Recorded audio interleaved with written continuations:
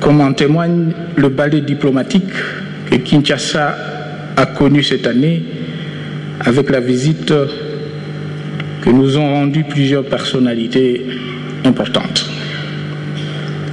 Le mérite de cette percée diplomatique nous revient à nous tous, car c'est en retrouvant la cohésion interne, en nous dotant des institutions démocratiques et en faisant preuve de sérieux dans la gestion des affaires publiques qu'a été rétablie la crédibilité internationale de notre pays. Honorables députés et sénateurs, la question brûlante de l'heure sur le plan international est celle du réchauffement climatique, objet du sommet qui s'ouvre ce jour à Copenhague. Coïncidence heureuse, je voudrais du haut de cette tribune et prenant notre peuple témoin, souhaiter plein succès à ce sommet et donner par la même occasion la position de notre pays face à la problématique du réchauffement climatique. Pour nous, la préoccupation pour l'environnement et sa protection n'est nullement un effet de mode. Elle découle d'une conviction. La République démocratique du Congo est connue pour sa biodiversité incomparable, ses ressources hydrauliques intarissables et sa forêt immense, deuxième poumon du monde et piège de carbone par excellence. Ce sont là des talents que le Créateur nous a donnés.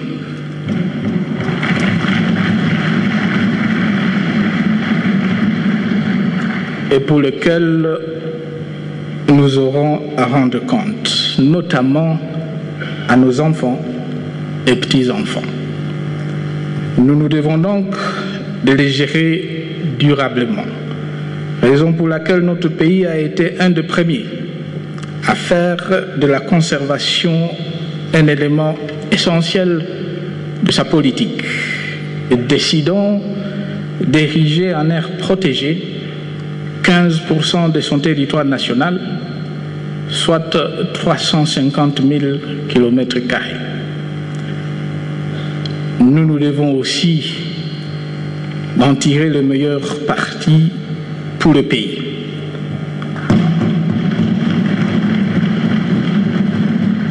En nous organisant pour prendre notre part du marché des crédits carbone. Une part à la hauteur de notre contribution à la réduction des émissions mondiales de gaz à effet de serre.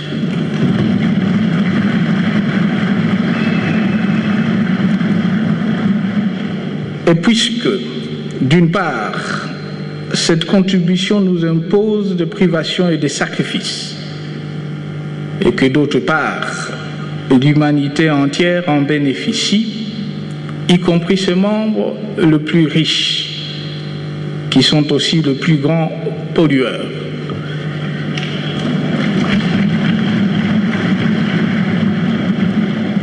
Nous sommes en droit d'exiger et de recevoir des compensations de ces derniers.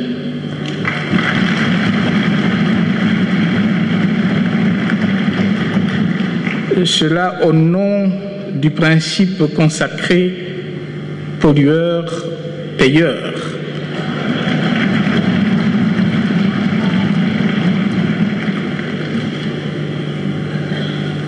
Cette position, qui est aussi la position de l'Afrique entière, a été défendue tout au long des négociations sur le réchauffement climatique qui ont précédé le sommet de Copenhague et sera réaffirmée au cours du sommet lui-même.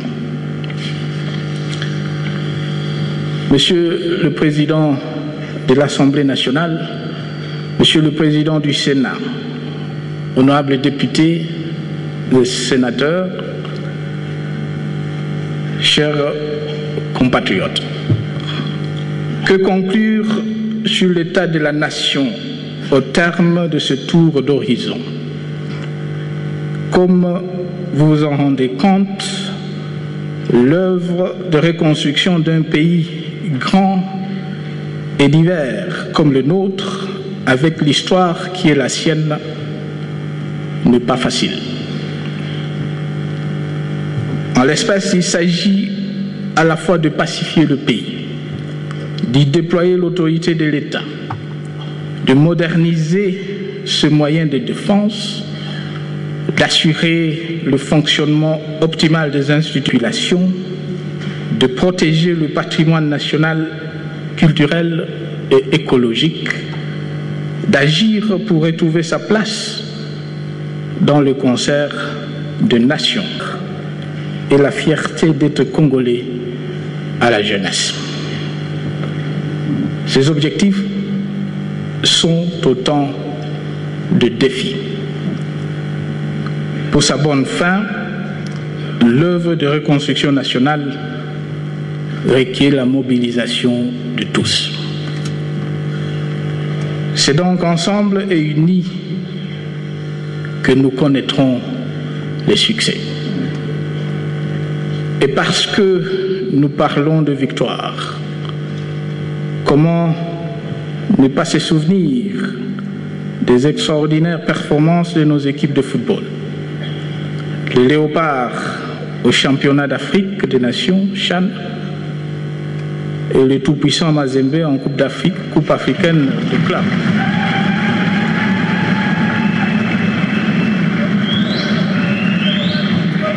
Ces victoires constituent la preuve que quelles que soient les difficultés, quand les Congolais s'unissent, redressent le front et font preuve de détermination, ils sont capables de déplacer des montagnes.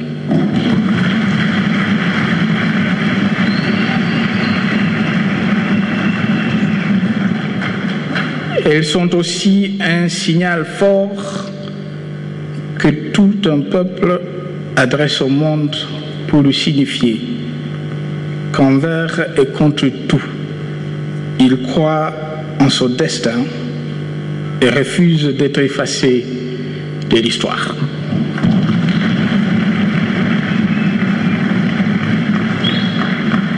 C'est cela qui conforte ma conviction que, dans la dure bataille pour la reconstruction du Congo, la victoire est à notre portée.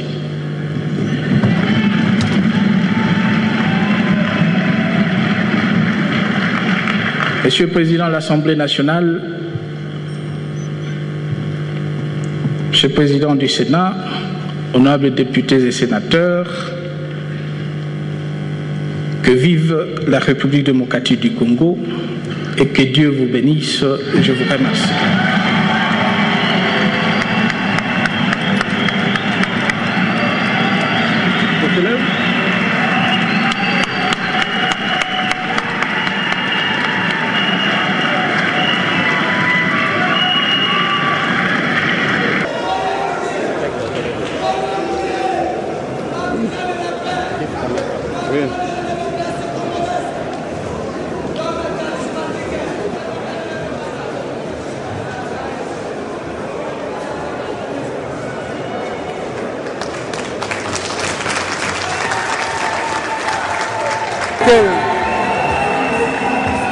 Bien, bien,